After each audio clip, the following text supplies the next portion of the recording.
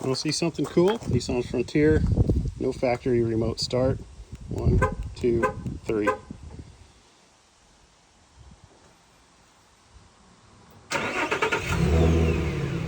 Stay tuned and I'll show you how to do it as well. It's really easy and really affordable. Alright guys, welcome back. So we have the StartX remote starter kit, Nissan Frontier. You can see the dates of it there. That must be the model number probably, but here's all the stuff you get. So this is going to go through the factory remote. You're just going to hit the lock button 3 times and it's going to go. So the manual, this just plugs in between a bunch of things and they plug into this. And then you do a little learn of the key and then, you know, it'll start your rig. I've done a couple of these in the past. Check through my videos, guys, for remote starter kits.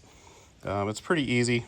So here we go. I'll show you how it goes. All right, so here's what it looks like when we start. You can see the ignition harness. There's a little box of stuff here. And this harness is going to plug into a bunch of things in there. So here's how we have it hooked up, guys.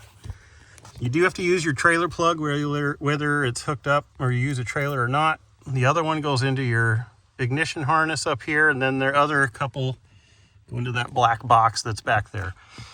Literally took me, 5 minutes if I didn't have to read and watch a video on each step. Then you'll hold down this button, push this button in, or plug in only till the yellow light shows, let go of the button. Then you'll hook all these in. You'll push this button twice, turn the ignition key in, turn it to on, and you'll wait for certain things to happen here, which is all outlined in the manual stuff. It's really not as complicated as you think, guys. The hardest part is going to be tying all the wires up underneath there.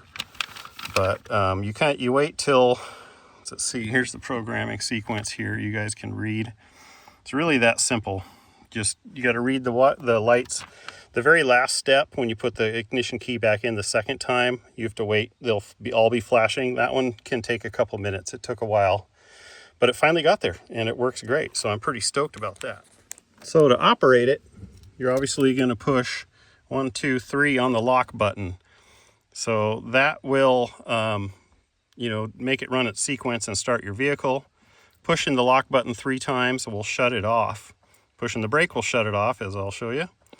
The remote starter will automatically shut off after 15 minutes, it says here in the manual. So it just says to get in, turn the key on, do not crank, obviously, as it's already running. So, yeah, pretty cool. I'm super stoked. Moment of truth. Let's see if it works. So, 1, 2, 3. Oh, it's doing something. Oh, that's what I'm talking about. Great success. Unlock the door. And we got her. All right. Not sure. You got to put the key in to go, obviously, but so I don't think you'll be able to take off without the key. Oh, you hit the brake, it dies. There you go. So it's got a safety feature. No one can steal it. All right, we got her all tied up. So the wires go across there. You can see I got the unit right here. It's on the hood brake cable. The box itself here has a couple little slots in it so you can zip tie it to things. The other wires are going up. Things are zip tied and secure. I'm happy with that. So that's a win from down there. All right, the last thing is they give you a sticker. They say to put under the hood. I'm not sure where I'm going to put mine yet.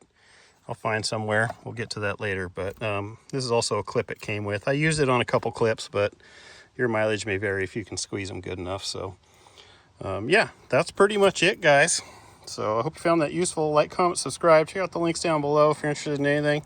I bought this myself and did it myself.